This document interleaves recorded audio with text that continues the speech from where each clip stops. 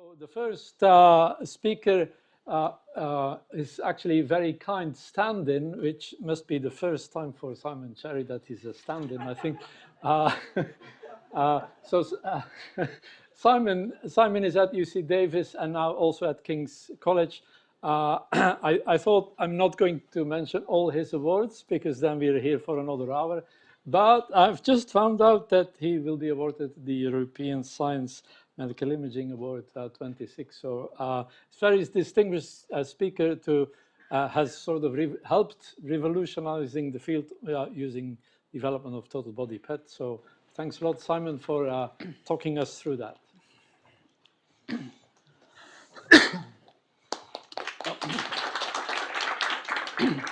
So I'm going to try standing on this side, so this part of the audience gets a speaker in front of them, okay? We'll see if this works. We'll see if this works. It might not. Hopefully the clicker will work from this distance. So I'm a bit of an imposter here. I do not know much about image reconstruction. I know even less about AI. But I do need you. The field needs you. And so today I'm going to try and pose 3 questions and answer them. First of all, what is total body PET? What kind of data do we produce from these systems? And what are some of the opportunities for all of you in this room to contribute? And what are some of the challenges that we're facing in exploiting this technology? So let me start out just a sort of 10,000-foot view of where we stand with PET today clinically. So globally, there's about 10 million scans a year being done, and it's growing quite rapidly right now with new indications. And there's about 10,000 sites across the world doing PET clinically. Major applications, oncology, first of all, for initial staging. So when we see a cancer patient initially, a big question is the cancer localized or has it spread? So here's an example of a breast cancer that's also spread to adjacent lymph nodes as well. It's very important information for the physicians to know how to initiate treatment. And then once we've started treatment, we want to know if there's a response. So here's an example of a patient before and after therapy. So in the first image on the left, you see widespread metastatic disease. All those dark spots there are cancer. And you see dramatic response, but not total response in the second image there. So PET's very broadly used for staging and treatment response. It also has applications in cardiology and growing applications in neurology, because we have PET radiotracers that are specific for amyloid, for example. And so we can measure the amyloid burden in the brain of Alzheimer's patients. And now that we have drugs that are supposed to clear the amyloid from the brain, we can monitor that through PET as well. So growing applications in that area. So that's the current status. Now, if we come back to the major clinical application of PET in oncology, the way we currently and conventionally collect our signal is that we pass the patient through a PET scanner that has an axial extent of about 20 to 30 centimeters. And bed position by bed position, we build up a picture of the distribution of the radio tracer across the whole body. And we need to scan the whole body, or at least most of the body, because metastatic cancer can occur anywhere. It can occur in different organs. It can occur in the skeleton. So we need to have this survey of the whole body clinically to make the best decisions for the patient. So yes, PET's a very sensitive technique when it comes to the amount of a radio tracer we have to inject. But this geometry is incredibly wasteful for collecting the signal, if you think about it, because only about 1/8 of the body is sitting inside the field of view at any one moment. So 7/8 of the body has radiation in it, but we're not detecting it. And even the part of the body that sits inside the field of view of the scanner, many of the emitted photons do not intercept the detectors. They pass out the ends of the scanner and are not collected. And we can easily show that we collect less than 1% of the emitted photons coming out of the body.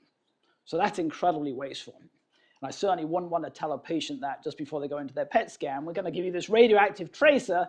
And by the way, 99% or more of the signal coming from that radioactivity we put in your body, we're actually not going to collect it. Sorry about that. So surely we can do better than that. And of course, the solution, or a solution to that, is that we go from this kind of geometry of a conventional PET scanner to a scanner that surrounds the body with detectors, greatly improving the detection sensitivity through geometry, essentially. So by doing this, we can get something like a 20 to 60-fold, depending on where your reference point is, 20 to 60-fold increase in the collected signal. That's a massive improvement in the signal we have available to use for imaging. So that's one big advantage. The second big advantage is, for the first time, we have all the organs and tissues of the body inside the field of view at once. And so that's going to allow us to do some interesting things, as I'll show you in a few moments. So that is what total body PET means, a system that has very good collection geometry around the body. Now, this comes with some obvious challenges too, which will have occurred to you, which is we have a lot of detectors, on the order of 500,000 or so detectors in the system, large amounts of data, the list mode data coming off the scanner now can easily be 100 gigabytes or so, even for a few minutes scan. And if we do dynamic scans over an hour or so, we can be up into the terabyte range. That's a lot of data to handle, reconstruct, move around. And also, we have just put 8 times the amount of detector material and electronics into our PET scanner. PET was already an expensive modality, and I've just probably multiplied that by about a factor of 8, a bit less, because it doesn't scale exactly, but still. We've just made a very expensive system. So we're going to have to justify that cost with some kind of benefit, right? So let's talk about what those benefits could potentially be. Well, one is that with all this additional signal, we can do really high quality imaging now. You know, the PET scans that come off these kinds of systems have a level of signal to noise we have never had in nuclear medicine before. So that should let us in patients see cancer at an earlier stage, smaller deposits of cancer, more subtle changes in response to treatment. So that's all good. We could also choose to use this increase in signal to image much more quickly. In the days before we had total body PET, it would typically take on the order of 20 minutes or so to do one of these whole body scans. That's not too terrible, but actually we could now image in about a 40th of that time. So this is a 30-second scan. Yes, it's nowhere near as good as the one on the left because we've only taken 30 seconds of data, but it's still really good, still diagnostically acceptable. And this has really big implications for imaging children, because in pediatric cancer, we often have to sedate or even anesthetize the child to do the scan because they have to stay still for 15, 20 minutes or so. Now we only need them to stay still for about 30 seconds, and that's much more doable. And so we can avoid sedation and anesthesia, which comes with considerable chance of complications in young kids. We can avoid that now when we need to do PET scans in pediatric cases, so that's great. Another thing we can do, if we choose, is we can drop the injected dose by a factor of 40 or so. In this case, it's a factor of 20 less than our conventional clinical dose, so just 18 megabecquerels injected, but again, a decent quality image. So now I can do 20 or so PET scans for the same dose that it took me to do one PET scan before. So again, imagine another good example, again, is the pediatric cancer world, where we may have adolescents who have cancer who are going to get many PET scans over the course of their treatment and disease monitoring for the rest of their lives, probably.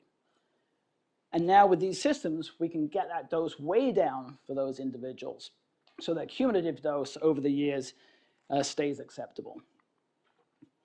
And lastly, and this is more from a research perspective, our radio tracers are labeled with a radioactive isotope, right, which is decaying with time.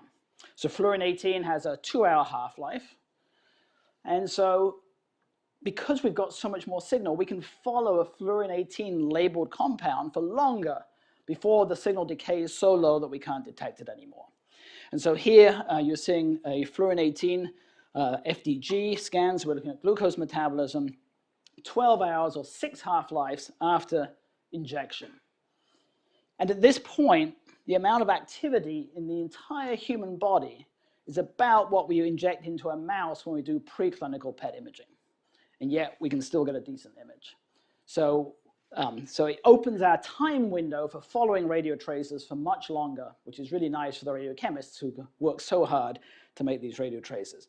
So these are some of the different ways that you can use this increase in signal to do some nice things. And so there are now a range of commercial systems that I'll call total body systems. Anything 1 meter or longer can cover all the vital organs of the body from multiple vendors. And so there's now over 100 of these systems installed across the world. So it's becoming quite accessible now, much more so than people would have predicted a few years ago when this was first being proposed and when a number of people thought the costs would be totally prohibitive for this being used in the clinic, and that's certainly not the case. So here's an example of an image off the system that we have at UC Davis, just to give you an example of what the data looks like. So this is a cancer patient, 7-minute scan, 310 megabecquerel injection of FDG, and I've blown this image up as large as I can make it on the screen because I want you to be able to see the level of detail that we can see and also get a sense that the noise level is really low. If you look at the liver here, look how uniform the liver looks. It's a good test for how noisy a PET scan is. And you see those 3 little spots in the axilla. I'll point on this side here. So that's metastatic disease in the lymph nodes in this patient that we can clearly see, even though they're very, very small deposits. So the spatial resolution is really good as well. So globally, this is probably a little out of date now, hundreds of thousands of patients have had access to this total body PET technology now, and it makes a real difference. So this is a patient that was scanned on both a conventional scanner, so you see the anatomic CT scan on the left, the conventional PET scan in the middle, and here's the total body scan, and I really zoomed in on this fairly small lesion here, and just to show you how much more clearly it stands out on the total body PET scanner. And the reason is because we have far more counts, so we can reconstruct at a higher spatial resolution. The partial volume effect goes down, and so we're able to visualize this lesion quite a bit more readily. So we've got many cases where it's changed patient management from us thinking a patient had localized disease to us detecting small metastases that means they need to go under some kind of systemic therapy. Now, reasonably, people have criticized total body PET for the cost issue. You know, we would all like to improve access to medical imaging globally. And we have now just made probably the most expensive medical imaging device in history. Great. But there is downstream effects that perhaps had not been anticipated. And a lot of you in the room probably might already be thinking about this. So we've got these total body PET systems that produce images with better signal to noise than we've ever had before. So we could take a large number of these studies and use those as training data sets for convolutional neural networks embedded in the image reconstruction to denoise them. Because we have ground truth, we can subsample these very high quality data into what it would have looked like with a lower quality conventional scanner, lower sensitivity conventional scanner. So we have pairs of data, standard PET, total body PET. We can train a network, and then we can put that into our reconstruction, which goes on the conventional low-end scanners and helps improve image quality. So that means that essentially everybody who is doing PET on a conventional scanner gets some benefit from the development of total body PET. So I think that's a nice side product of this development. But what I really want to talk to you about today is more on the research side, because I think here we have tremendous opportunities to do things that have never been done before, but it's going to be quite difficult. So the question I want to pose is, what are the unique scientific characteristics of total body PET compared to conventional PET? Let me go back 1 second. So this is a conventional clinical scan, 7 minutes. It's the one I showed you previously. But what if I keep turning the acquisition time down and I get to about 1 second? This is the scan quality I can get with 1 second imaging. Not too terrible, right? And of course, if I can do this in a second, I can do this every second after I inject a radio tracer into the body. And so I can produce movies like the one on the right, where you're watching as I inject a bolus of radio tracer into the body and I watch it distribute. I watch it be metabolized. I watch it clear from all the tissues and organs of the body. So total body coverage is unique. We can see everything in the body, and fast dynamic imaging. And putting those two things together gives us a tool we've never had before to evaluate human biology and health and disease. And then on top of that, it won't be lost on you that we have all this data and we're going to need advanced methods to handle these large four-dimensional data sets and extract the information that we're interested in. And that's where all of you come in. So underlying this picture, of course, is video, is quantitative data if you've done the PET properly. And so we get time activity curves, the concentration of our radio tracer in every organ of the body over time, as these curves here show. And again, this is FDG, so this is a tracer we use in a lot of conventional PET scans, and we're imaging something that's reflective of glucose metabolism. And you'll see the curves, the shapes of these curves are very different in different organs, right? So there's information there about how this radio tracer is being used by the cells in the body in the different organs. And not only can we do that at an organ by organ level, we can do it for every individual voxel in the three-dimensional data set, which means we end up with about 1 million of these time activity curves across the body. So that's a huge amount of data to work with.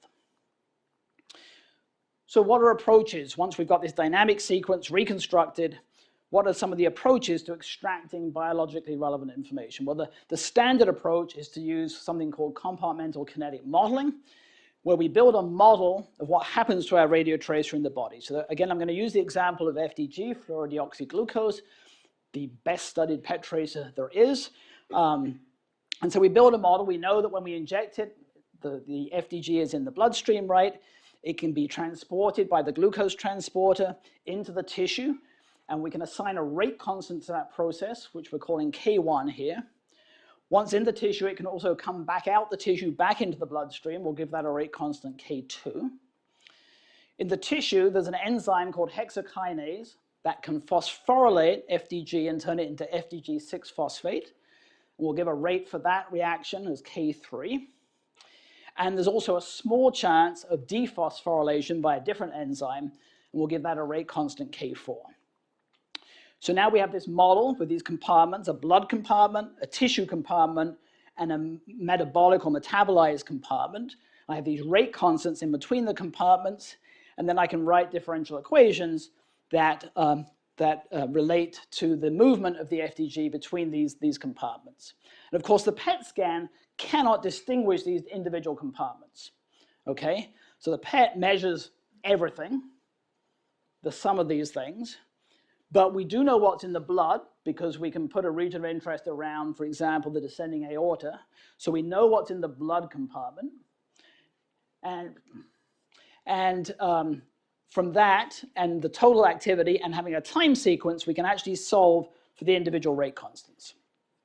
And as I mentioned, we can do this on a voxel by voxel basis, and this is the work of my good friend and colleague Guo Wang, who you heard from earlier today. So this is just the uptake image on the left-hand side. So this is conventionally what we do clinically. We just look at the uptake, normalized for weight and the injected activity. Here is a macro parameter called Ki, the overall influx rate. Again, measured voxel by voxel throughout the body. This is the fractional blood volume, so how much of each voxel is blood. And this is the K1 parameter, that initial influx glucose transport rate into the tissue. And the point here is that we can measure all these different parameters from this dynamic sequence of images, and they're all telling us something different. This is a patient, again, with metastatic cancer all over the body, as you can see. You can see that some lesions have high blood volume, they have high Ki, a lot of them have high K1 as well. And so we're starting now to dissect the biology of these tumors to understand what is it that changes, why do they accumulate FDG? And so we're getting to a biological understanding of what the PET uptake is telling us. So we can also go very fast, as I've mentioned. We can go down to 1 second frames. That really allows us to look at the temporal distribution of our radioactive bolus as it's injected and goes through the body. So what I'm showing on the top here are time activity curves for the right ventricle, the left ventricle, and for lung tissue at 10-second temporal sampling, which is what we used to have in PET. And with total body PET, we can go down to 1 second temporal sampling, and look how beautifully now we can watch the bolus as it passes through the right ventricle, then it goes to the lung tissue, then it comes back to the heart in the left ventricle.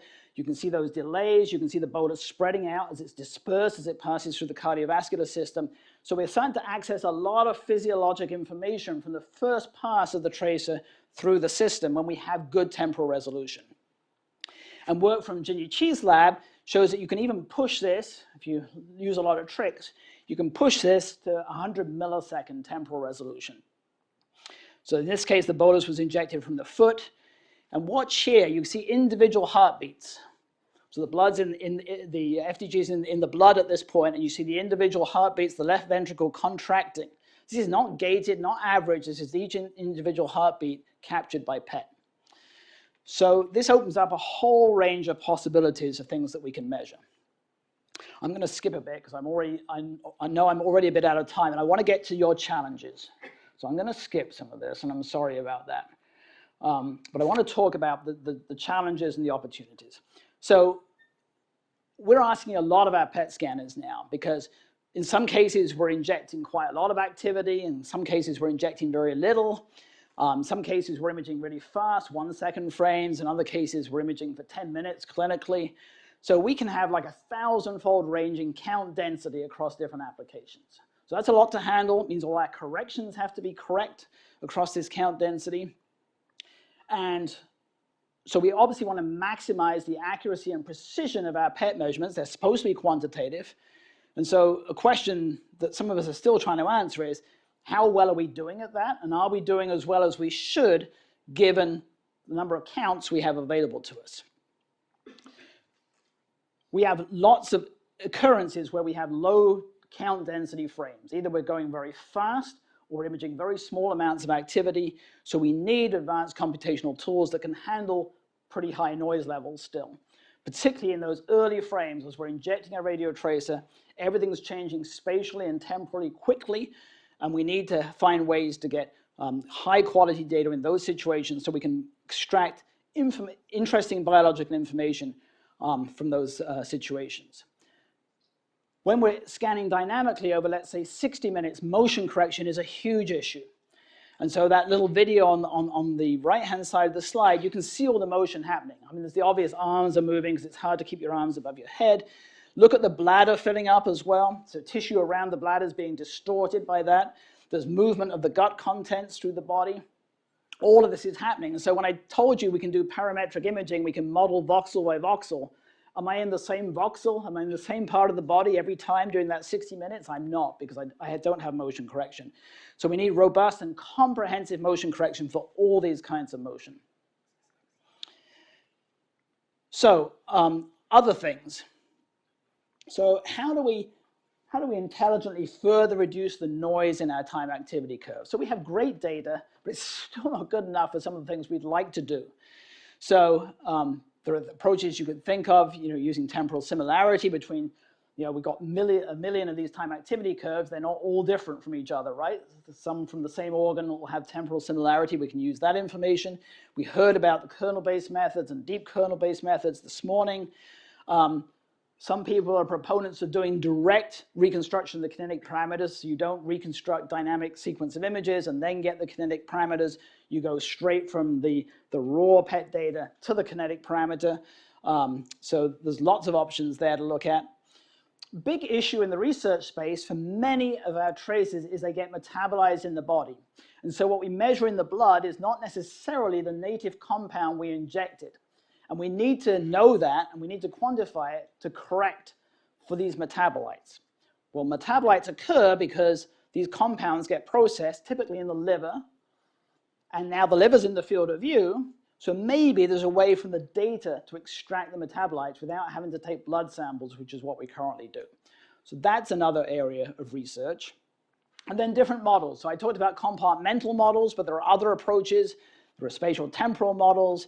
And increasingly now, with this multi-organ information that we have, we'd like to do some kind of network analysis and connectivity analysis across the body. This has been done well in the brain, of course. There's lots of connectivity studies in the brain, but why not do that across the whole body? Computation's an issue. So if I go at a frame every second, I've got 60 frames per minute. If I go at 100 millisecond resolution, then I've got 600 frames per minute of 3D data. Okay, so there's a lot to handle. And so the methods that we're going to employ have to be computationally tractable to get the information out in a reasonable amount of time.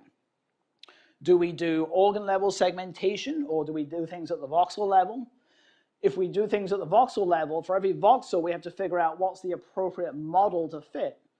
Because, for example, the liver has 2 blood input functions into it, whereas other organs only have a single one. You can't model the liver the same way as you model the myocardium or the brain. So you need to know information about which model to apply to which voxel.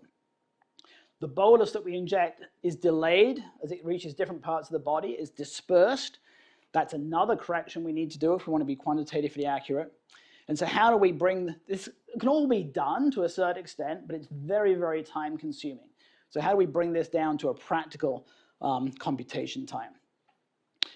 Another thing I think you're going to increasingly see for total body PET is activation approaches. So just like in the brain where with fMRI we do some kind of activation or stimulation, what about doing this at the whole body level? Maybe it's a drug intervention during the scan. Maybe it's a physiological challenge of some kind, like a fear response, for example. But now you're going to get into non-steady state modeling methods. So how do we deal with that when those rate constants that I told you about earlier are not constant with time because we're interacting with the subject in some way? And then there's this thought that we'd like to do multi-tracer studies as well. Inject more than one radioactive tracer at once. The signal's the same, except they'll have different temporal profiles. So maybe we can separate them based on that information. So I want us to think about total body PET as being able to provide a ton of information. These rate constants if we use compartmental models, but also a bunch of other things that I haven't had time to go into today. You can extract a lot of information from the early first pass of the bolus through the cardiovascular system. So you can get measures of blood flow, measures of tracer permeability. You can look at cardiac function, ejection fraction, wall motion, get cardiac output. You can look at the transit time of the blood to different parts of the body and perhaps get a measure of vascular resistance. You can look at kidney function if it's a tracer that's excreted through the kidneys into the bladder. Lots of things from the PET. And then, of course, you've got a high-quality CT along with it, typically. So there's a lot of information, anatomic information, in the CT scan. So rather than thinking about, oh, I just get an FDG uptake image, you actually get all this data if you do fast dynamic imaging plus CT. So how do we, in a computationally reasonable way, extract all of this information, extract it quantitatively and reliably? Big question that's ahead of us. So to summarize, we have these advanced total body PET scanners that can do dynamic imaging of the entire human body with at least 1 second temporal resolution. There are lots of opportunities to improve and extend and extract more information from these studies. We're just at the tip of the iceberg right now, I believe. So we really need the skill sets that are in this room to take this data and really mine it. And once we've done that, we're going to have readouts that I think will be very impactful for studying the human body as a system in health and in disease. And so I want to finish by saying I'm a spokesperson for a large group of people that have worked on this over the years at UC Davis, and I've recently started a position here at King's College as well, where it's been great to interact with the team here as well. I particularly want to thank Jinyi Qi and Gubao Wang, who are both in the audience today and both speakers at this meeting. As I said, I don't know much about AI. I don't know much about recon. These are the guys that take the raw data that comes off our scanners and do beautiful things with it, as you saw today. And my partner in crime, who helped develop total body PET over many years, is Ramzi Badawi, and so I thank him for that as well as the entire team at the Explorer Molecular Imaging Center at UC Davis. And thanks for your attention.